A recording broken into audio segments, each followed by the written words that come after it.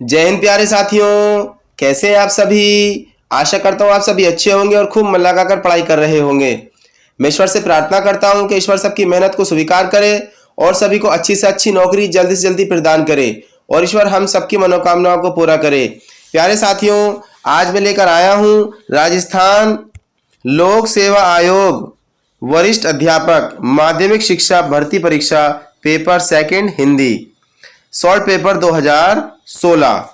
प्यारे साथियों, आज का पहला प्रश्न है, निम्नांकित में विस्मयादिबोधक अव्यय का उदाहरण है। प्रश्न संख्या 1 का सही जवाब है ऑप्शन नंबर डी, वाह। आगे प्रश्न संख्या 2 है, निम्न में से किस विकल्प में सभी शब्द जातिवाचक संज्ञा हैं। प्रश्न संख्या 2 का सही जवाब है ऑप्शन नंबर बी, पुस्तक पहाड़ नदी। आगे देख लेते हैं प्रश्न संख्या 3, निम्न में से किस विकल्प में सभी शब्द भाववाचक संज्ञा नहीं है। प्रश्न संख्या 3 का सही जवाब है ऑप्शन नंबर डी, दानव मनुष्य ब्राह्मण। आगे देख लेते हैं प्रश्न संख्या 4, निम्न में से किस वाक्य में संबंधवाचक सर्वनाम का प्रयोग नहीं हुआ है। प्रश्न संख्या 4 का सही जवाब है ऑप्शन नंबर सी, तुम अपनी पुस्तक पढ़ो। आगे देख लेते हैं प्रश्न संख्या 5, प्रेरणार्थक क्रिया का उदाहरण नहीं है। प्रश्न संख्या 5 का सही जवाब है ऑप्शन नंबर डी। आगे देख लेते हैं प्रश्न संख्या 6, निम्न वाक्यों में से कौन सा वाक्य मिश्र वाक्य नहीं है। प्रश्न संख्या 6 का सही जवाब है ऑप्शन नंबर ए, बादल खूब गरजे किंतु वर्षा नहीं हुई। आगे देख लेते हैं प्रश्न संख्या 7, द्वंद्व समास किस शब्द में नहीं है। प्रश्न संख्या 7 का सही जवाब है ऑप्शन नंबर डी, मंत्री परिषद। आगे देख लेते हैं प्रश्न संख्या 8, प्रश्न संख्या 8 है, किस समास में विशेषण विशेष्य या उपमेय उपमान का संबंध होता है। प्रश्न संख्या 8 का सही जवाब है ऑप्शन नंबर बी, कर्मधारय समास।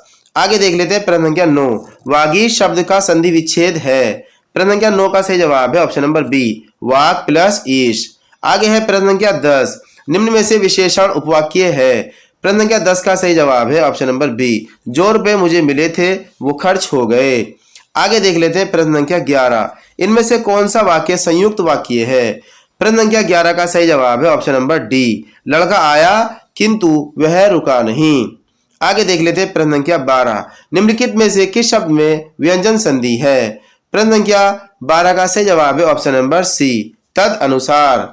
आगे देख लेते हैं प्रश्न संख्या 13, इनमें से किस शब्द में अपदान तत्पुरुष समास है। प्रश्न संख्या 13 का सही जवाब है ऑप्शन नंबर ए। आगे देख लेते हैं प्रश्न संख्या 14, किस शब्द में प्रत्यय उपसर्ग नहीं है। प्रश्न संख्या 14 का सही जवाब है ऑप्शन नंबर बी, प्रत्यक्ष। आगे देख लेते हैं प्रश्न संख्या 15, इनमें से किस शब्द में गार प्रत्यय नहीं है। प्रश्न संख्या 15 का सही जवाब है ऑप्शन नंबर डी, उद्गार। आगे देख लेते हैं प्रश्न संख्या 16, इनमें से कौन सा शब्द सखी का पर्यायवाची नहीं है। प्रश्न संख्या 16 का सही जवाब है ललना, option number B is the correct answer. आगे देख लेते हैं प्रश्न संख्या 17, प्रश्न संख्या 17 है, इनमें से किस विकल्प में विलोम शब्द है। प्रश्न संख्या 17 का सही जवाब है ऑप्शन नंबर ए, खंडन मंडन। आगे देख लेते हैं प्रश्न संख्या 18, इनमें से कौन सा शब्द वाणी के अनेकार्थ में से नहीं है।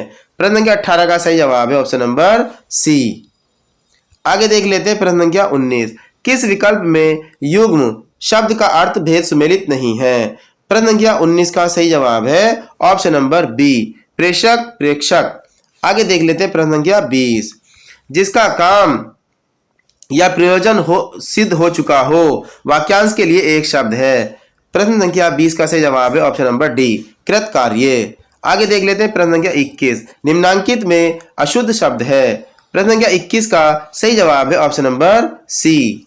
आगे देख लेते हैं प्रश्न संख्या 22, निम्न में कौन सा गुण संधि का उदाहरण नहीं है। प्रश्न संख्या 22 का सही जवाब है ऑप्शन नंबर डी, पृथ्वीश्वर। आगे देख लेते हैं प्रश्न संख्या 23, अति उपसर्ग से बना हुआ शब्द नहीं है। प्रश्न संख्या 23 का सही जवाब है ऑप्शन नंबर सी, अतिथि। आगे देख लेते हैं प्रश्न संख्या 24, निम्न में से पुत्री शब्द के पर्यायवाची शब्द का समूह कौन सा है। प्रश्न संख्या 24 का सही जवाब है ऑप्शन नंबर डी, तनिया आत्मजा नंदिनी तनुजा। आगे देख लेते हैं प्रश्न संख्या 25, द्विज शब्द का सही अर्थ समूह है। प्रश्न संख्या 25 का सही जवाब है ऑप्शन नंबर बी, पक्षी दांत चंद्रमा। आगे देख लेते हैं प्रश्न संख्या 26, जरट जठर शब्द युग्म का अर्थ है? प्रश्न संख्या 26 का सही जवाब है बूढ़ा और पेट। आगे देख लेते हैं प्रश्न संख्या 27। उत्तर व पूर्व के मध्य की दिशा वाक्यांश के लिए सार्थक शब्द है। प्रश्न संख्या 27 का सही जवाब है ऑप्शन नंबर ए ईशान। आगे देख लेते हैं प्रश्न संख्या 28। प्रश्न संख्या 28 है इनमें से शुद्ध शब्द है। प्रश्न संख्या 28 का सही जवाब है ऑप्शन नंबर डी सुश्रूषा। आगे देख लेते हैं प्रश्न संख्या 29। निम्नलिखित में से कौन सा वाक्य अशुद्ध है? प्रश्न संख्या 29 का सही जवाब है ऑप्शन नंबर ए। उदाहरण सहित उत्तर दीजिए। यहाँ पर सहित हटा दिया जाए। आगे देख लेते हैं प्रश्न संख्या 30। बड़ों के साथ छोटों की भी निभ जाती है, यह अर्थ बताने वाली लोकोक्ति कौन सी है? प्रश्न संख्या 30 का सही जवाब है ऑप्शन नंबर डी हाथी के पांव में सबका पांव समाये। आगे देख लेते हैं प्रश्न संख्या 31 से 34 तक के उत्तर निम्नांकित अपठित गद्यांश से हैं। हमने ये जो अपठित गद्यांश पढ़ना है और इस पर जो बेस्ड क्वेश्चन है हमें उनके जवाब देने हैं। प्रश्न संख्या 31 है अभिषिप्त शब्द का क्या अर्थ है? प्रश्न संख्या 31 का सही जवाब है चाहा हुआ। आगे देख लेते हैं प्रश्न संख्या 32। फल ना मिलने पर कौन निराश हो जाते हैं? प्रश्न संख्या 32 का सही जवाब है ऑप्शन नंबर ए अधिक आशावादी। आगे देख लेते हैं प्रश्न संख्या 33। निराशा को किसके समान बताया गया है? प्रश्न संख्या 33 का सही जवाब है ऑप्शन नंबर डी घने अंधकार के समान। आगे देख लेते हैं प्रश्न संख्या 34। मानसिक अशांति का प्रमुख कारण क्या है? प्रश्न संख्या 34 का सही जवाब है ऑप्शन नंबर सी निराशा। आगे देख लेते हैं प्रश्न संख्या 35। संविधान की 8वीं अनुसूची में अब तक कितनी भाषाएं सम्मिलित की जा चुकी हैं? प्रश्न संख्या 35 का सही जवाब है ऑप्शन नंबर सी 22। आगे देख लेते हैं प्रश्न संख्या 36। उत्तर प्रदेश सरकार द्वारा 1947 में गठित देवनागरी लिपि सुधार समिति के अध्यक्ष कौन थे? प्रश्न संख्या 36 का सही जवाब है आचार्य नरेंद्र देव थे। आगे देख लेते हैं प्रश्न संख्या 37। निंदक नियरे राखिए कहकर कभी निंदा करने वालों को अपने नजदीक रखने की सलाह क्यों दे रहे हैं? Option number D is the correct answer. वो हमारी कमियां दूर करके हमारे अंदर अच्छाइयों का संचार करते हैं। आगे देख लेते हैं प्रश्न संख्या 38। माखन लाल चतुर्वेदी द्वारा रचित पुष्प की अभिलाषा में पुष्प ने क्या इच्छा व्यक्त की है? राष्ट्र बलिदानी सैनिकों के चरण स्पर्श करने की। Option number B is the correct answer. आगे देख लेते हैं प्रश्न संख्या 39। माता का आंचल नामक पाठ किस उपन्यास का अंश है? प्रश्न संख्या 39 का सही जवाब है देहाती दुनिया। आगे है प्रश्न संख्या 40। जॉर्ज पंचम की नाक कहानी किसने लिखी है? प्रश्न संख्या 40 का सही जवाब है कमलेश्वर ने। आगे देख लेते हैं प्रश्न संख्या 41। साना साना हाथ जोड़ी यात्रा वृत्तांत में किस जगह की यात्रा का वर्णन किया गया है? प्रश्न संख्या 41 का सही जवाब है ऑप्शन नंबर डी गंगोत और उसके आगे हिमालय की यात्रा का। आगे है प्रश्न संख्या 42। ऋतुराज की कन्यादान कविता का केंद्रीय विषय क्या है? प्रश्न संख्या 42 का सही जवाब है ऑप्शन नंबर डी स्त्री के परंपरागत आदर्शीकरण का प्रतिकार करना। आगे प्रश्न संख्या 43 है डार द्रुम पलना बिछोना नव पल्लव के प्रात ही जगावत गुलाब चटकारी दे। आगे देखते हैं थोड़ा सा। उक्त कवित्व में देव ने बसंत को किस रूप में चित्रित किया है? बालक के रूप में। आगे है प्रश्न संख्या 44। संगतकार कविता किसके द्वारा लिखी गई है? प्रश्न संख्या 44 का सही जवाब है option number A Manglesh Dabral द्वारा। आगे प्रश्न संख्या 45 देख लेते हैं। स्वतंत्र उपासक महाराणा प्रताप पाठ के आधार पर बताइए कि रहीम प्रताप किस चारित्रिक महानता से प्रभावित हुआ? प्रश्न संख्या 45 का सही जवाब है ऑप्शन नंबर सी पराई स्त्री को मां के समान मानना। प्रश्न संख्या 46 है लेखक विष्णुकांत शास्त्री और उनके साथी मुक्ति योद्धाओं के शिविर में क्यों गए थे? प्रश्न संख्या 46 का सही जवाब है असामरिक सामग्री भेंट स्वरूप देने के लिए। आगे प्रश्न संख्या 47 है हिंदुन की चोटी रोटी राखी सिपाहिन की कांधे में जनेऊ राखियों माला राखी घर में। उपयुक्त पंक्तियों के रचनाकार कौन है? प्रश्न संख्या 47 का सही जवाब है भूषण। आगे है प्रश्न संख्या 48। अनोखी परीक्षा कहानी का मूल विषय क्या है? प्रश्न संख्या 48 का सही जवाब है ऑप्शन नंबर ए परमात्म तत्व की सर्वव्यापकता का उद्घाटन करना। आगे प्रश्न संख्या 49 है बड़े घर की बेटी कहानी का क्या उद्देश्य है? घर परिवार को बिखरने से बचाना। Option number A is the correct answer. आगे देख लेते हैं प्रश्न संख्या 50। शरणदाता कहानी का केंद्रीय पात्र कौन है? प्रश्न संख्या 50 का सही जवाब है ऑप्शन नंबर सी, देवेंद्र लाल। आगे देख लेते हैं प्रश्न संख्या 51। देवसेना का गीत प्रसाद की किस रचना से लिया गया है? स्कंदगुप्त से। Option number B is the correct answer. आगे देख लेते हैं प्रश्न संख्या 52। अज्ञे रचित ये दीप अकेला कविता में दीपक किसका प्रतीक है?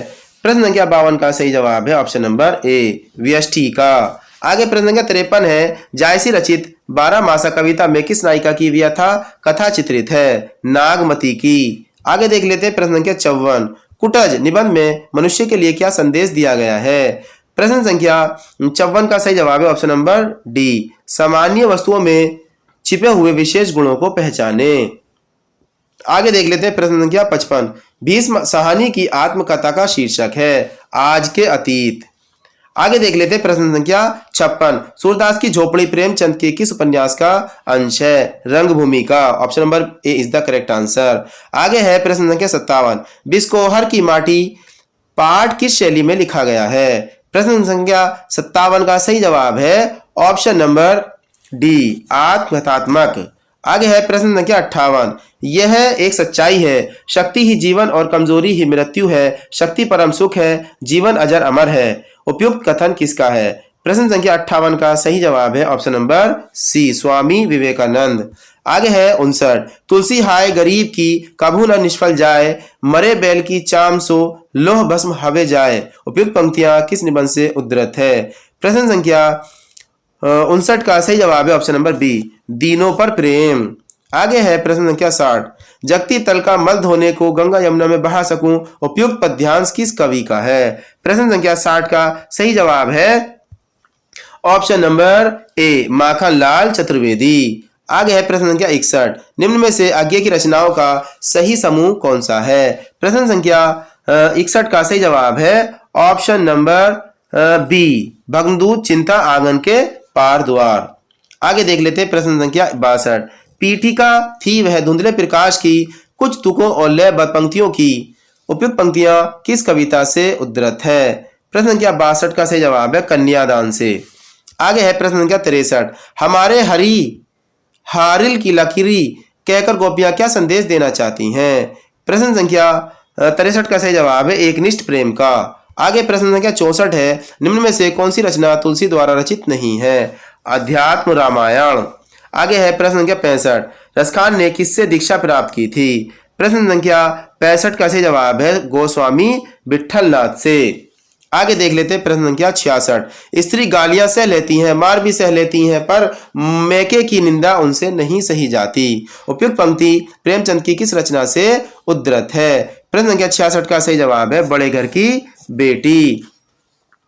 आगे है प्रश्न संख्या 67। शास्त्र में लिखा है जिसके पुत्र नहीं होता उसकी मुक्ति नहीं होती। उपयुक्त पंक्ति किस कहानी से उद्धृत है? यह ताई से। आगे है प्रश्न संख्या 68।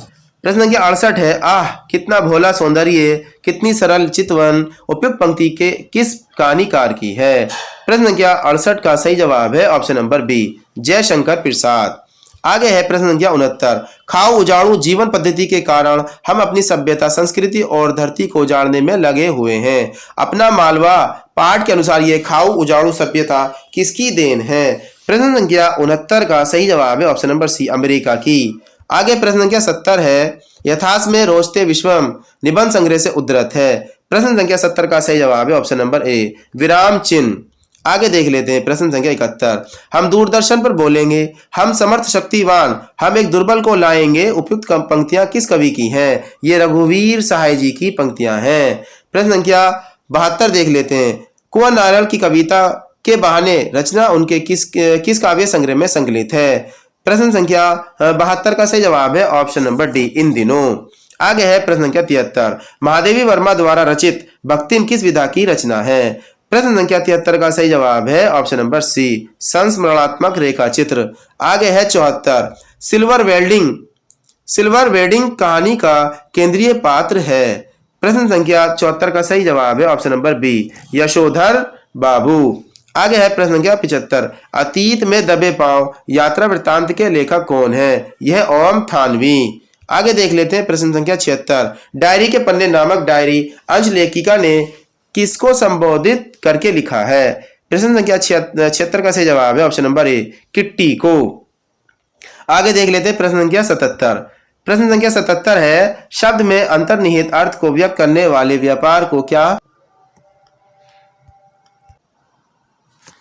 प्रश्न संख्या 77 है, शब्द में अंतर्निहित अर्थ को व्यक्त करने वाले व्यापार को क्या कहते हैं? प्रश्न संख्या 77 का सही जवाब है शब्द शक्ति। आगे है 78। गौणी रीति के संबंध में कौन सा कथन सही नहीं है? प्रश्न संख्या 78 का सही जवाब है ऑप्शन नंबर बी, यह श्रृंगार रस की अभिव्यंजना के लिए उपयुक्त होती है। आगे है प्रश्न संख्या 79। काव्य शोभाया कर्तारो धर्मगुणा काव्य गुण की यह परिभाषा किस आचार्य ने प्रस्तुत की है? ये की है वामन ने। आगे देख लेते हैं प्रश्न संख्या 80। लोक या शास्त्र के विरुद्ध पदक्रम होने पर कौन सा काव्य दोष होता है? प्रश्न संख्या 80 का सही जवाब है ऑप्शन नंबर ए, दुष्क्रमत्व। आगे है प्रश्न संख्या 81। पागल सी प्रभु के साथ सभा चिल्लाई उपमा अलंकार के उक्त उदाहरण में साधारण धर्म कौन सा है? प्रश्न संख्या 81 का सही जवाब है चिल्लाई। आगे देख लेते हैं 82। इनमें से किस विकल्प में अलंकार और उदाहरण सुमेलित नहीं है? प्रश्न संख्या 82 का सही जवाब है ऑप्शन नंबर डी, यमक अलंकार। हे उत्तरा के धन रहो तुम उत्तरा के पास।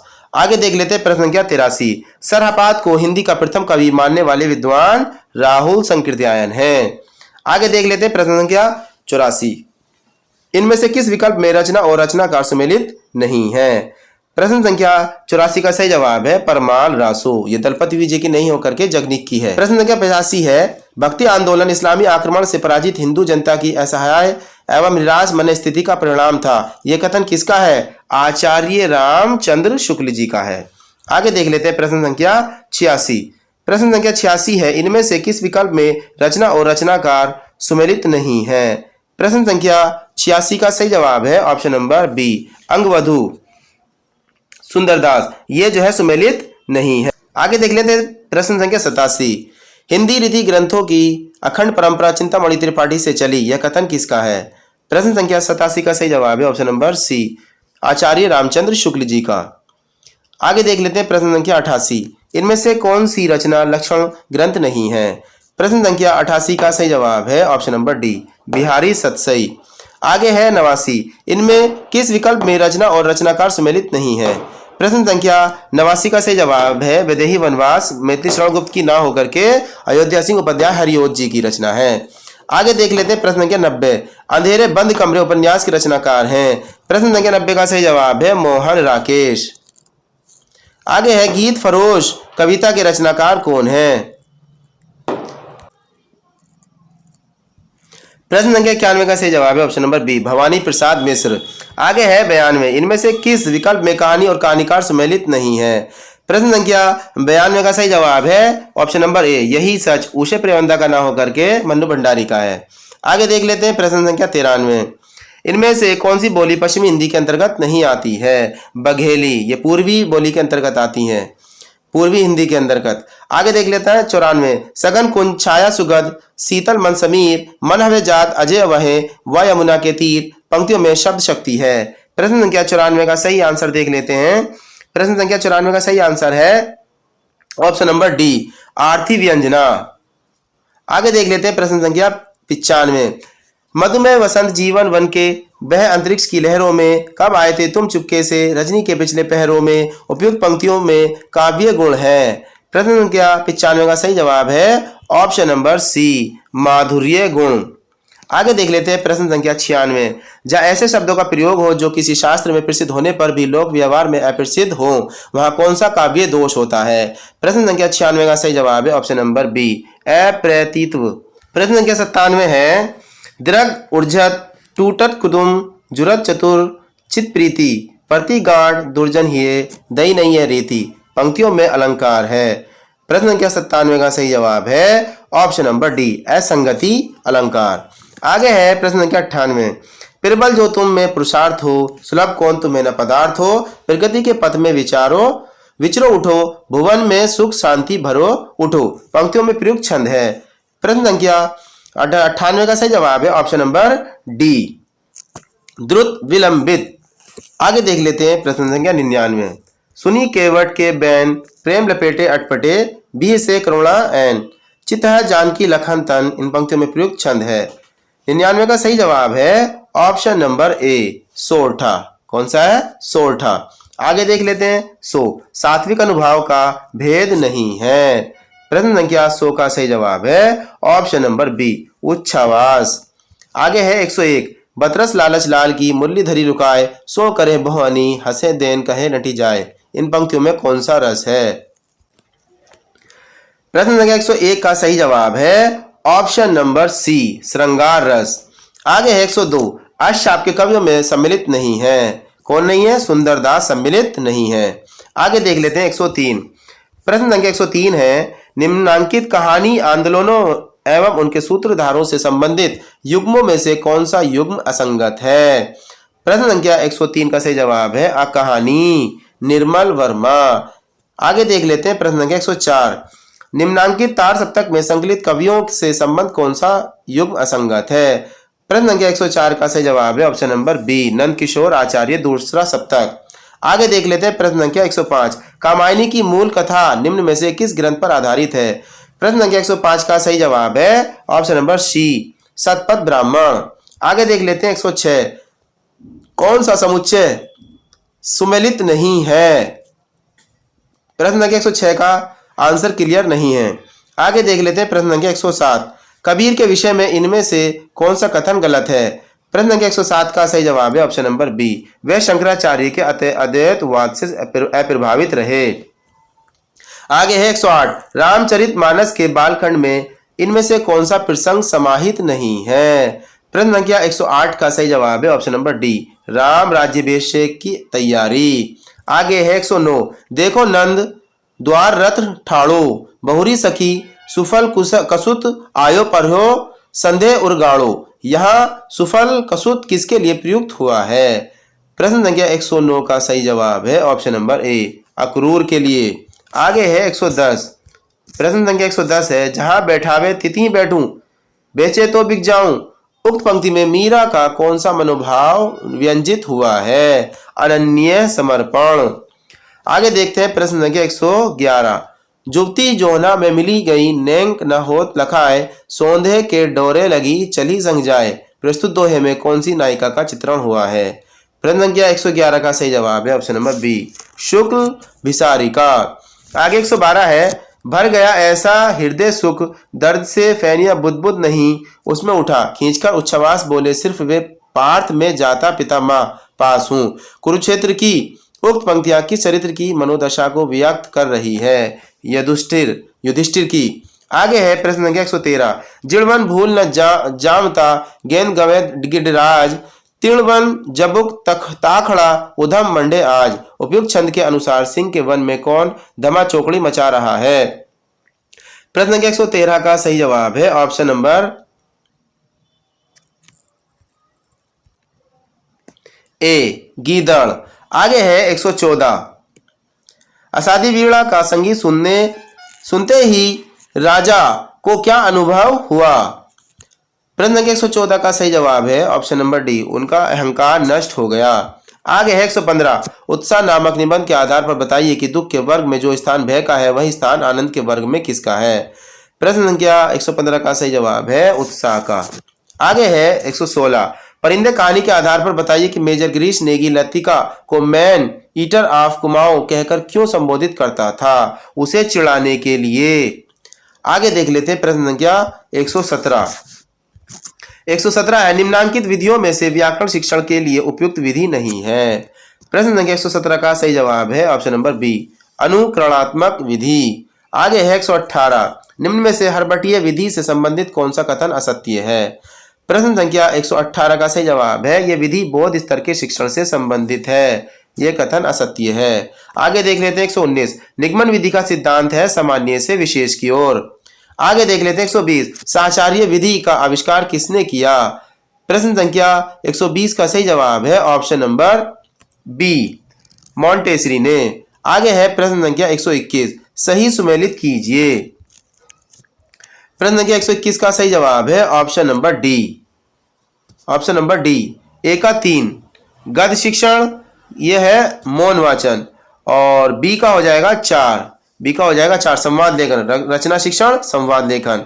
और सी का हो जाएगा 2 व्याकरण शिक्षण, आगमन विधि। और डी का हो जाएगा 1 पद शिक्षण, ये हो जाएगा हमारे पास रस स्वादान विधि। आगे देख लेते हैं प्रश्न संख्या 122। इकाई विधि के किस सोपान में गृह कार्य प्रदान किया जाता है? चतुर्थ में। आगे है 123। हिकाल खंड योजना किस विधि का विभाजन है? प्रश्न संख्या 123 का सही जवाब है ऑप्शन नंबर सी, पर्यवेक्षित अध्ययन विधि। आगे है प्रश्न संख्या 124। दल शिक्षण का सर्वप्रथम प्रयोग किसने किया था? प्रश्न संख्या 124 का सही जवाब है हार्वर्ड विश्वविद्यालय में। Option number D is the correct answer. आगे है 125। भाषा संसर्ग विधि की विशेषताओं से संबंध नहीं रखने वाले कथन को छांटिए। प्रश्न संख्या 125 का सही जवाब है ऑप्शन नंबर सी। इस विधि में व्याकरण का व्यवहारिक ज्ञान न दिया जाकर सैद्धांतिक ज्ञान दिया जाता है। आगे देख लेते हैं 126। रेखीय अभिक्रमित अनुदेशन का दूसरा नाम क्या है? प्रश्न संख्या 126 का सही जवाब है बाह्य अभिक्रमित अनुदेशन। 127 है निम्न में से कौन सी विधि अपेक्षाकृत व्यवसाध्य मानी जाती है? प्रश्न संख्या 127 का सही जवाब है भाषा शिक्षण यंत्र विधि। आगे 128 है सूक्ष्म शिक्षण अध्यापन नियंत्रित अभ्यास का सूत्र है जिसमें एक विशिष्ट अध्यापन व्यवहार को नियंत्रित दशाओं में सीखना संभव है। सूक्ष्म शिक्षण की यह परिभाषा निम्न में से किसने दी? 128 का सही जवाब है ऑप्शन नंबर सी, एलन और ईव ने। आगे 129। अध्यापक का सहमति में सिर हिलाना किस पुनर्बलन के अंतर्गत आता है? सकारात्मक अशाब्दिक पुनर्बलन। आगे 130 है संचालन हाव भाव मौखिक दृश्य परिवर्तन विराम आदि घटक निम्न में से किस सूक्ष्म शिक्षण कौशल के घटक हैं? प्रश्न संख्या 130 का सही जवाब है ऑप्शन नंबर सी, उद्दीपन परिवर्तन कौशल। आगे है 131। श्रवण पठन लेखन आदि किस उद्देश्य के अंतर्गत आते हैं? प्रश्न संख्या 131 का सही जवाब है ऑप्शन नंबर डी, कौशलात्मक उद्देश्य। आगे है 132। कुछ विशिष्ट उद्देश्यों की पूर्ति हेतु विद्यार्थियों को ऐसी एक दूसरे की पूरक अनुभूतियों से युक्त क्रियाएं कराना जो मिलकर एक इकाई बन जाती हैं। उपरोक्त कथन निम्न में से किससे संबंधित है? 132 का सही जवाब है ऑप्शन नंबर सी, इकाई योजना।